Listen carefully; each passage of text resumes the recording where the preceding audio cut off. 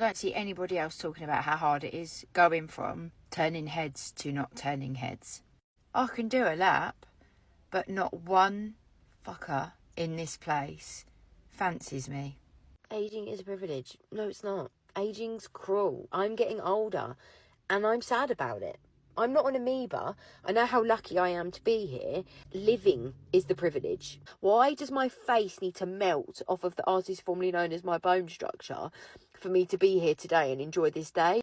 Why are we not allowed to say, as women, I'm sad about the fact that I'm getting older? I don't recognise myself. I don't like it.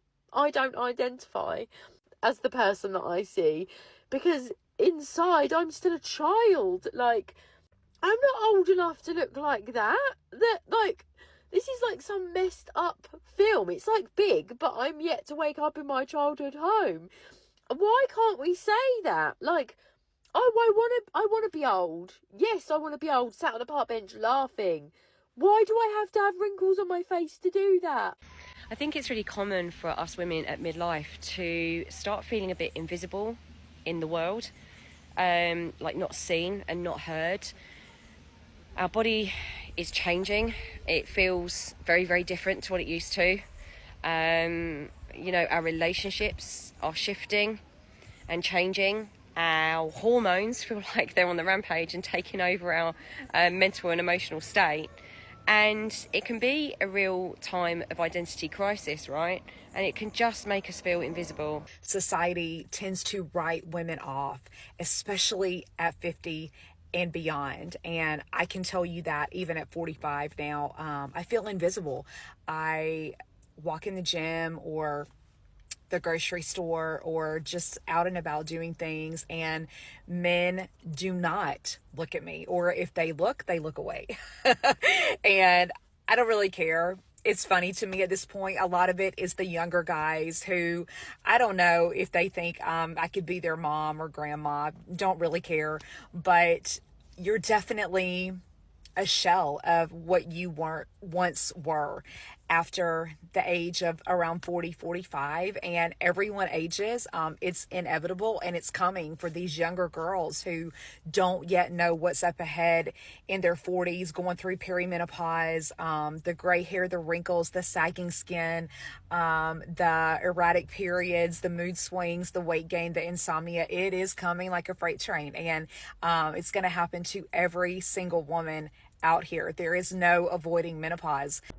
I'm about to sign the lease to my literal dream apartment, and instead of being excited and over the moon about it, I'm actually just stressed because I'm just so sick of having to make these massive life decisions by myself, and I have such an amazing support network that give me their advice and tell me what they think I should do. But at the end of the day, like, it all just sits on me, and I'm always just scared of making the wrong decision, and I'm just so sick of having to guide my own self through all of life.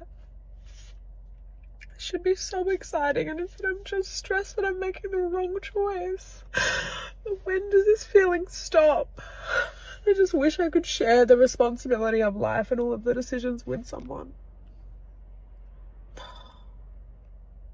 I'm 32 and a half, and it's got to that point in my life where every single way that I look, someone is announcing a pregnancy, a birth. My baby's turning 1, my baby's turning 2, I'm having my 3rd baby, I'm having my 2nd baby. People trying for babies. And I feel sad in a way, because I'm like, God, that really may never be me. And I kind of need to make peace with that situation, because I always thought that I'd be a mum when I was young, but I just feel like the current state of affairs and the way that I see my life projecting and the way that I live, and especially when you live in the suburbs like I do and not in a main city, it feels like everyone is getting pregnant, and there is no decent single men anywhere that I want to date and that want to date me either.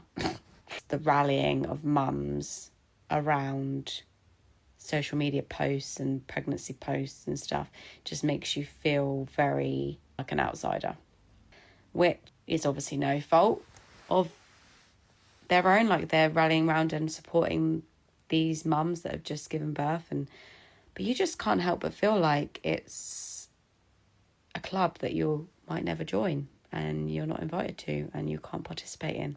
One of the things people will say to you when you're single is like, oh, it will happen when you least expect it. Like, you know, it will happen for you.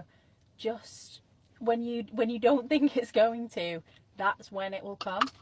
I'm like, okay, well, I'm very much resigned to the fact that it's not going to happen for me. So where is it? Like, I feel like that's where I'm at. I'm like, okay, where is it then? Like, that's very much the point that I'm at now. Like, I just, yeah, I don't think it's going to happen for me. And it's fine. That's fine. I really do mean that. I've come to accept my fate with dating, and that the, you know, just probably isn't a person out there for me for whatever reason, and that's absolutely okay. Like, that is fine. So whenever they want to come and surprise me, that would be very much welcome.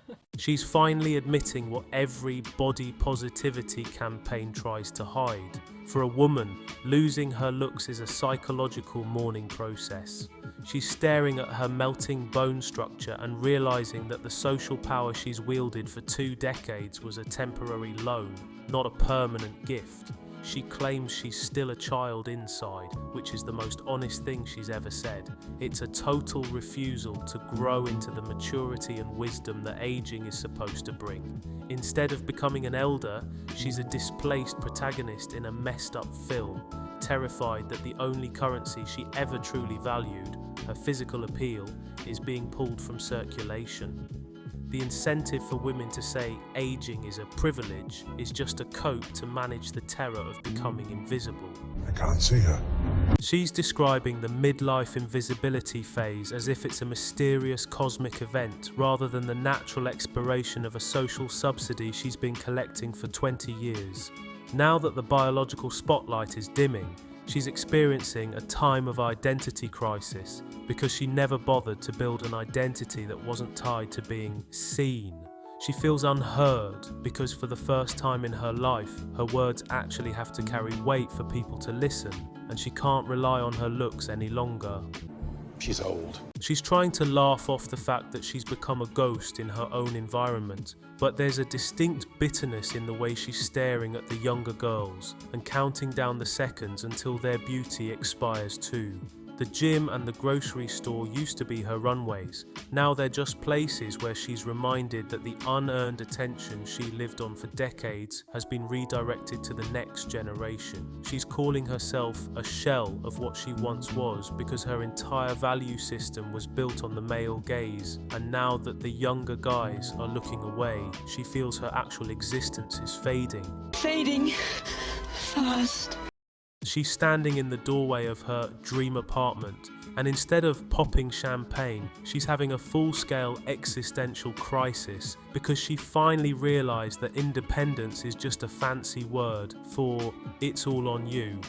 She spent years being told that being a self-guided, autonomous woman is the ultimate goal, but now that she's actually there, the weight of a single legal document is crushing her. She's sick of guiding herself, which is the most honest admission of the failure of the modern, strong and independent narrative you'll ever hear. She has the support network of friends giving advice, but she's discovering that a committee of peers is no substitute for the decisive leadership of a man who's willing to share the burden. She wants the protection of a man's judgment and the security of a shared consequence, yet she's likely spent her prime years making sure no man could tell her what to do. She was a bitter woman. She's 32 and a half, staring at a biological clock that's finally ticking louder than her Netflix subscription, and she's genuinely stunned that the Club of Motherhood didn't just send her a VIP invitation. She's watching other women celebrate their second and third children while she wonders why there are no decent men left. It's the classic suburban tragedy of a woman who likely spent her 20s finding herself or waiting for a unicorn, only to realise that while she was busy curating her life, the men she actually wanted were busy marrying the women who prioritised family a decade ago.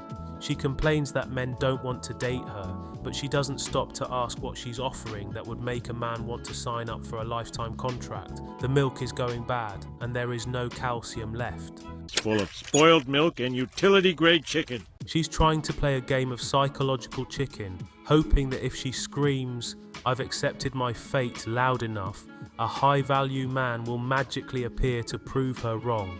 It's a transparent defensive mechanism. She's claiming she's resigned to being alone, but then immediately checks her watch to ask, "Okay, so where is he?" That's not acceptance.